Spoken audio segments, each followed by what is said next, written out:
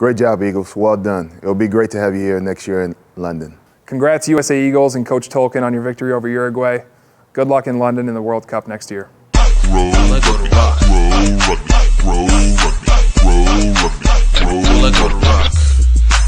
Welcome to Grow Rugby, where we bring you news and information about rugby. My name is Gift Time Belu, and I will be translating rugby for you. We are back after being out for a couple weeks. We apologize for that, but we want to start off by letting you know what's happening and catch you up to what's going on.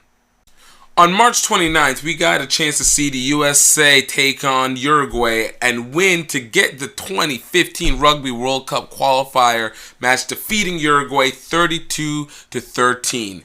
Big plays in the second half for the Eagles gave them the advantage in the win over Uruguay. Or for Uruguay, players too tired. What people didn't realize, though, was the amazing playoff matches that were happening prior to the game. The South Independent Rugby Conference Women's College Playoffs were happening as well. 4 teams from Division 1 and 4 teams from Division 2 came together to face off for the conference title. We had big wins by Division 2 semifinalist University of Alabama over Emory 24-17, as well as University of North Georgia with a win over Kennesaw State 41-17. In addition, we had a huge win by the incumbent University of Central Florida over Tennessee, taking them on and defeating them 71-10. But lastly, there was the close match that came in the semifinal rounds between Georgia Tech and Florida. This came down to the wire. Leading scorer for the South Independent Rugby Conference, Chinema Chukwueke, took this to the edge. Georgia Tech gets it out to Chukwueke. Chukwueke takes the outside lane, cuts it back inside. He's open. She gets it out to the open field. She's breaking it down the field. Past the 22, past the 10. Oh my goodness! In the last second of this game, scores in the last second of the game. Georgia Tech took the win 31-29 to go into the finals to face University of Central Florida.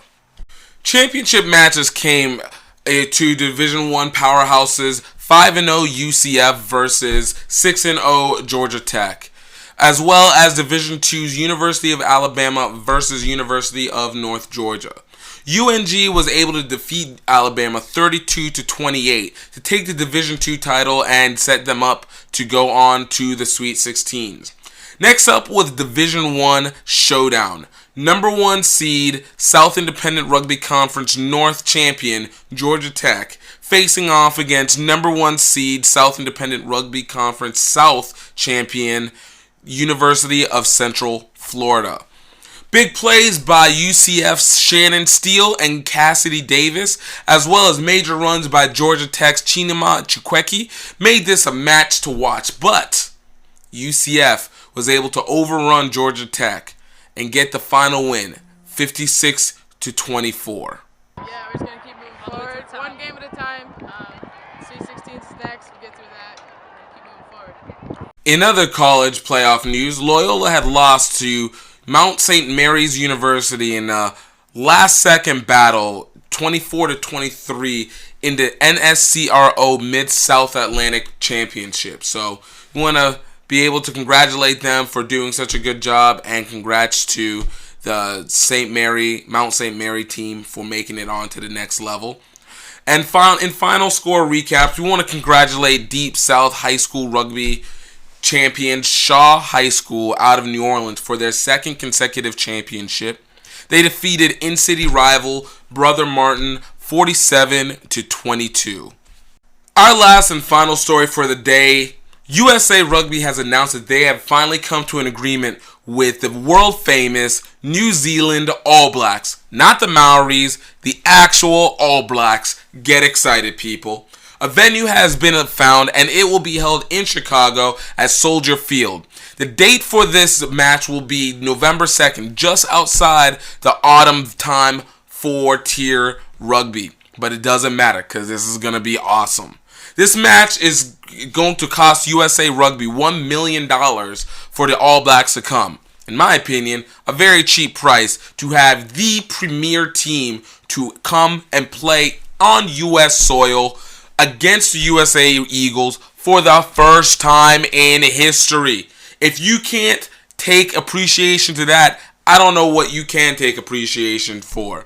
And honestly, I believe this has such a huge advantage in so many ways. Yes, we already know that the attendance levels is supposed to be way higher. They're looking for a minimum of 40,000 people to come to this match. We also know that this is going to give the USA Eagles a chance to be able to have better Tier 1 possibilities and a chance to come out that much further as an emerging market for rugby.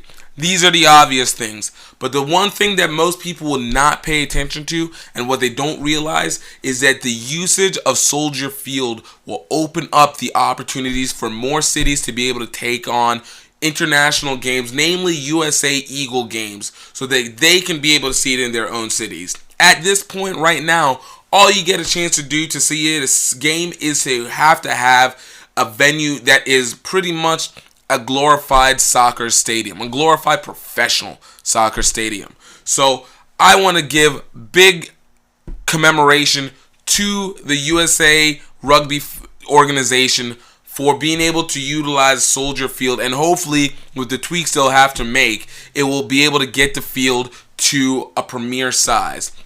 In addition to that, it looks like they will be looking to try and get contracts from the Premier Leagues over in England to release some contracts so that they can field the strongest possible side.